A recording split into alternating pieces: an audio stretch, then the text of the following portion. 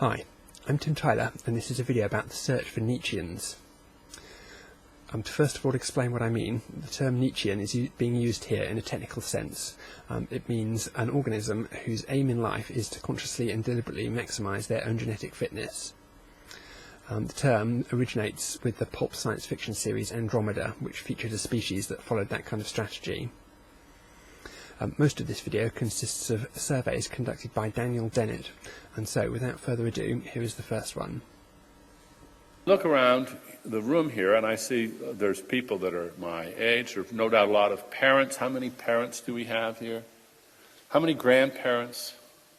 Oh, okay. Now I want to know, how many of you think that the most important thing in life is having more grandchildren than your next door neighbor? I don't see any hands up. In other words, maximizing your progeny is not the summum bonum of your life. Not a single one of you thinks this is the most important thing. This is your raison d'etre, your summum bonum. I want to point out that that makes us weird. Every other species on the planet, that's their summum bonum. Everything they do is designed to further that interest, and they are unable to conceive of any alternatives. Dennett's survey did not successfully locate any Nietzscheans on that occasion, and he's right to be puzzled about the reason for that. Other organisms do appear to be maximising their own genetic fitnesses, whereas here is a whole room full of human beings that deny that that's what they're doing. So, Daniel repeated the survey. In fact, as I look out, I see quite a few people here who are parents or grandparents. I'm a grandparent. How many grandparents we got here? Yeah. Now I want to ask you a question. How many of you, whether you're grandparents or parents, or don't even have children yet, how many of you think that the most important thing in life, your summum bonum, is having more grandchildren than your neighbors? No? I don't see any hands. And that, ladies and gentlemen, is a very remarkable fact, because that is the summum bonum of every other species on the planet. We are the only species on the planet that can even conceive of an alternative way of spending our lives than just maximizing our progeny. This is a stunning fact about us. It is what sets us apart from the rest of the biosphere. The fact that we can die for an idea, that we can conceive of some other way of spending our lives. It is what we are most proud of. Once again, no Nietzscheans proudly step forwards. What's going on here? Is Dennett asking the wrong question? If he's actually trying to establish individuals who are maximising their own inclusive fitness, he should be including nieces and nephews rather than just grandchildren, but surely that's not the explanation for the observed effect. Has Daniel got any theories about what's going on? Well, we'll hear about those after another survey. As I look out, I see a lot of people my age or even older. A lot of you are grandparents. Many grandparents here? Yeah, sure. It's great having grandchildren. How many of you think that the most important thing in your life is having more grandchildren than your next door neighbor?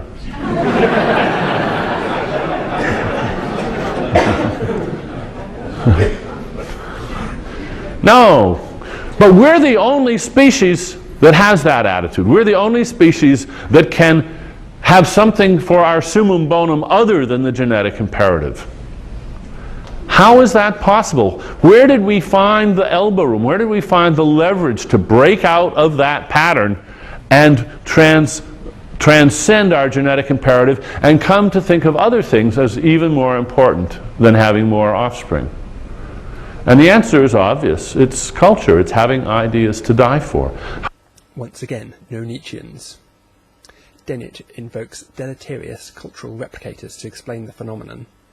The idea is that the humans have had their brains hijacked by ideas or memes, and that they're no longer acting to serve the genetic interests of their own genetics, but instead are acting to propagate the memes that they've been infected with. Is there any evidence for this idea? Yes, we'll hear it next. How many of you are parents?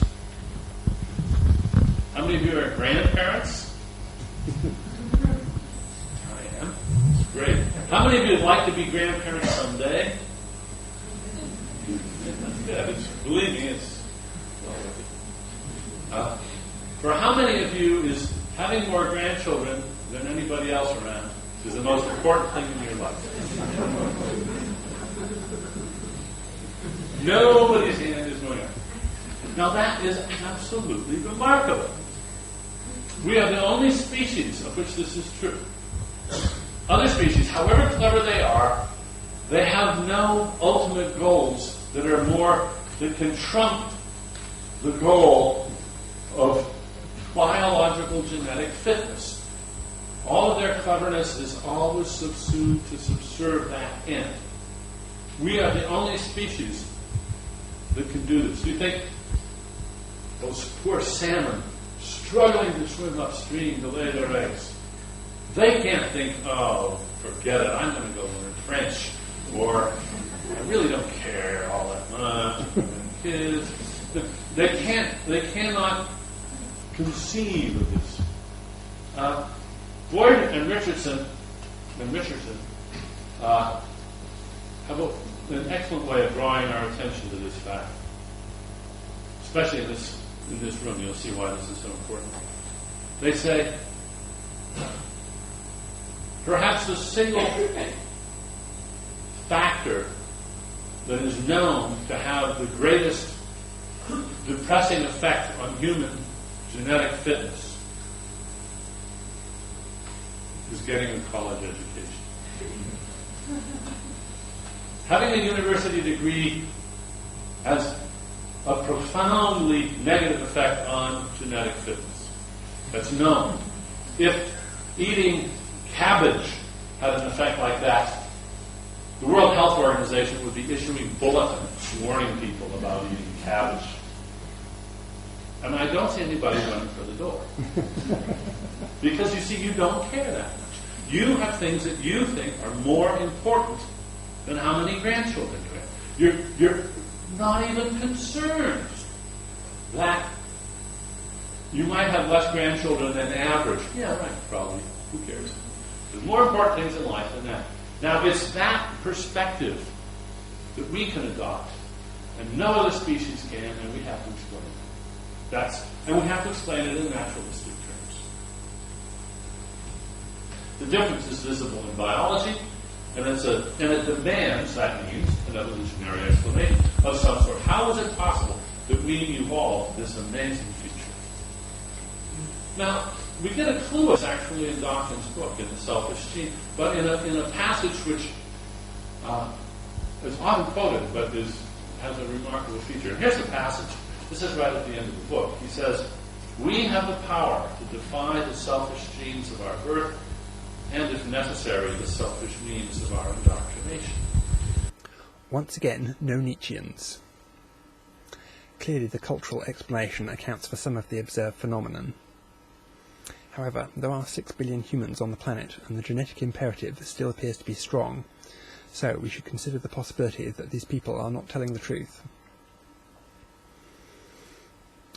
I think a signalling explanation accounts for the observed effect quite well. When you ask a human what its motives are, it does not wish to appear selfish or self-centred, and claiming that you're maximising your own genetic fitness is a way of kind of pointing at yourself. Rather, humans wish to appear altruistic and positive towards others, and so they concoct motives that help fit that model in order to manipulate the people who are listening to the explanations of their motives. This is similar to the way in which beauty queens become interested in world peace and the welfare of orphans when they're running for their crowns. The humans aren't exactly lying about their motives. They actually come to believe them themselves. They realise that if you're lying about your motives, then other humans have good quality built-in lie detectors, and so that's not an effective strategy. So, as well as concocting these explanations for their motives, they actually believe them themselves. If on Friday they can convince you what a good and fine upstanding fellow you are, and then on Saturday they can go and impregnate some teenagers, and then on Sunday they can repent in the church, then so much the better. So I think a signalling explanation is largely responsible for this observed phenomenon. And now some more of Daniel to go out with. I'm a grandfather. Many of you, how many of you are parents?